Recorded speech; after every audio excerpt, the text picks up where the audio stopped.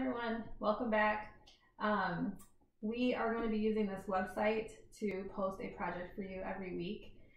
This project for 4th and 5th grade that I'm going to describe, we started with only 2 of our classes before school closed.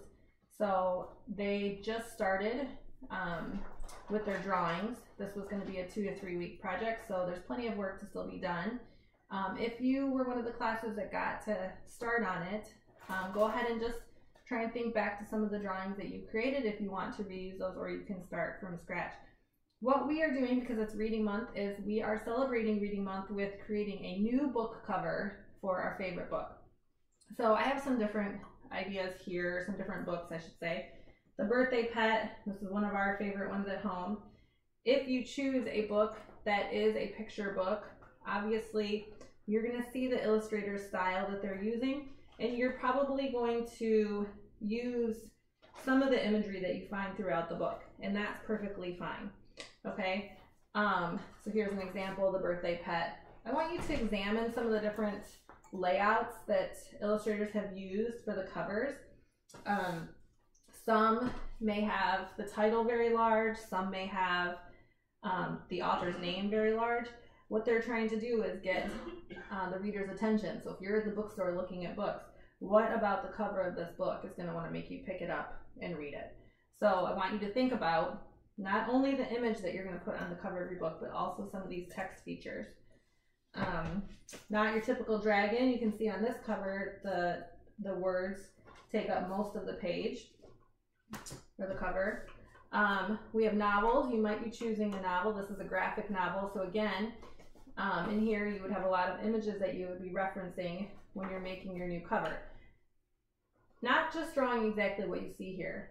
Maybe there's a different part of the book that you would highlight that you think is a really captivating part of the book that you would think would make the best cover for this story.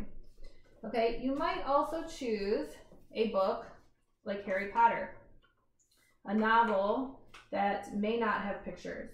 And so your vision of what you're reading is completely your own. You're taking the author's words and you're making a mental picture of what you think this scene or the story, what this looks like. So, for example, I'll read part of this to you. My son and I are reading The Goblet of Fire. Dumbledore now took out his wand and tapped 3 times upon the top of the casket. The lid creaked slowly open.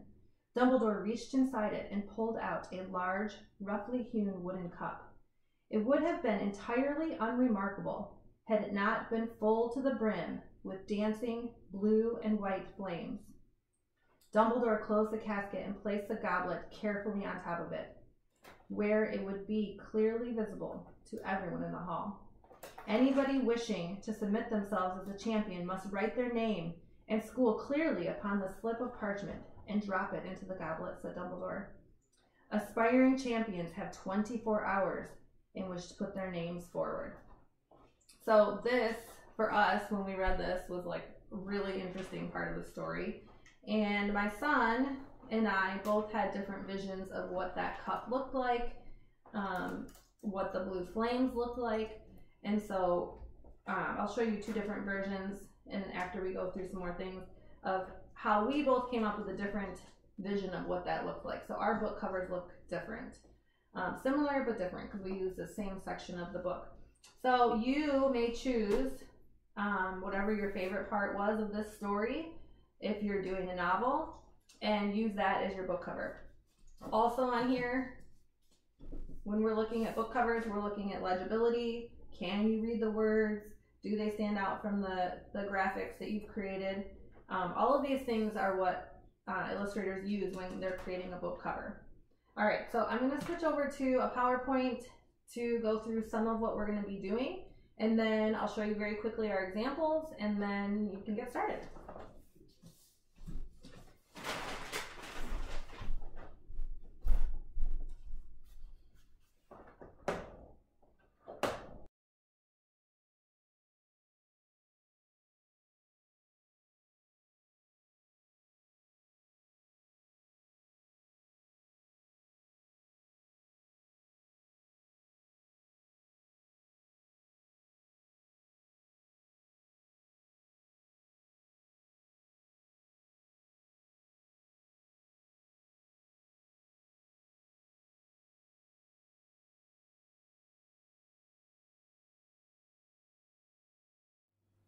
Hi everybody. So what we're going to talk about is what an illustrator does. They are the person that does pictures through a book and magazines, but they also create the cover of a book. So what we're going to be doing today is creating our own cover for one of our favorite stories. And remember that the first image that the person sees when they pick up this book can help them decide if they actually want to open it up and see what it has to offer or not. Here are some really cool book covers: The Wild Robot, Dog Man, Roald Dahl, The Enormous Crocodile, and Diary of a Wimpy Kid. Different styles. You can see in some of them more text is used than in others, but they all have some of the same characteristics that we're going to talk about in a minute. Here is a book that I'm going to show my version of an illustrated cover for, The Goblet of Fire, Harry Potter. And you can see these are two different covers for that book. So sometimes even the same book is issued at different times, published, and they use different covers. Okay, so what does our book cover need to include? This is important. We would normally have a group discussion on this, but since we're doing this as a tutorial online, I'm just going to go through the steps that you need to include on your cover. The first thing that you want to include is a really interesting graphic picture, something that you're creating for the cover that's unique to you as an illustrator. Next, you want to make sure you have the author's name, you want to have the title, and if there are illustrations in the book, you're definitely going to include the illustrator's name. Because you're illustrating the cover for this project, you can go ahead and put yourself as the illustrator. And you'll have to decide what needs to be bigger, what should be smaller, but make sure you save a space on your cover to include that information. All right, so let's get started. All right, welcome back, 4th and 5th graders.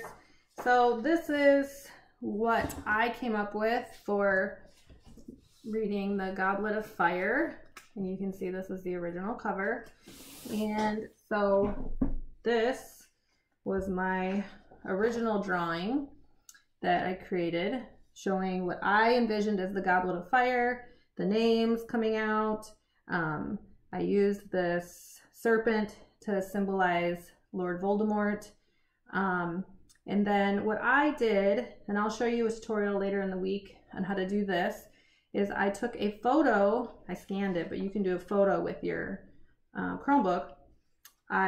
You can take a photo, nice and clear photo, put it into Google Docs, and then you can use Google Docs to try and create different text features. So your title, the author.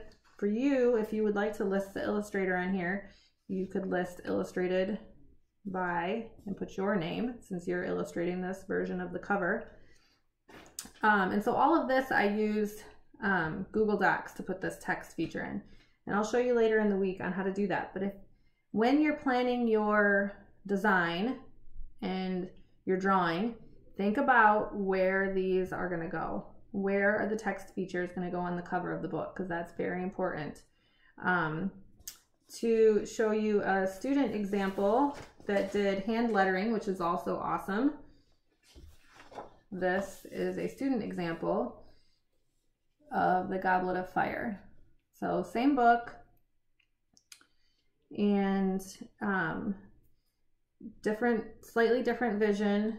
What this is missing is The Goblet of Fire. So there's many Harry Potter books, so we need to list which book that would be.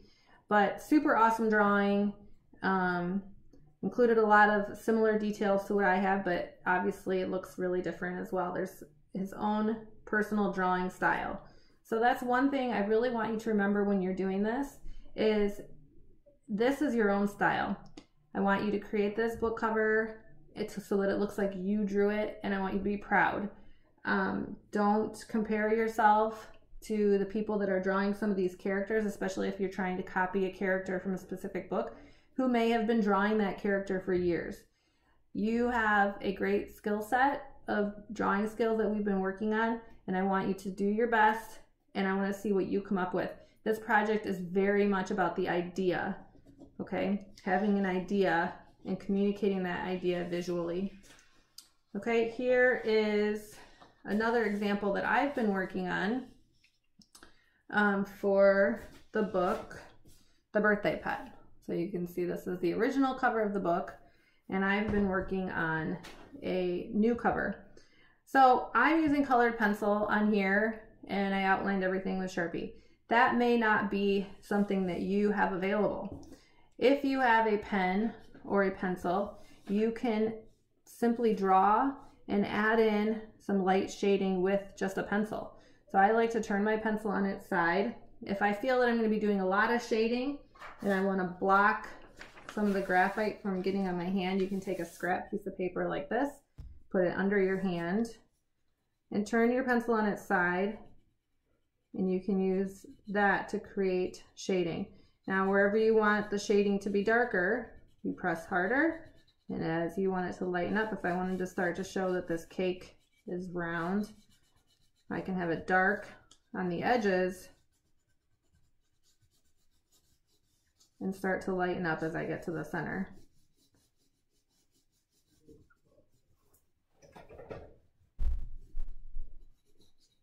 Not sure if you can hear our guinea pigs in the background. They're running around in their cage, making a lot of noise. Okay, but so you can use a pencil. Don't feel like, oh, I don't have the supplies at home. I can't do this project. You can do this with a pencil, a pen. If you want to do a drawing outside with sidewalk chalk, you can do that and snap a picture with your Chromebook and send it to us. We'd love to see it.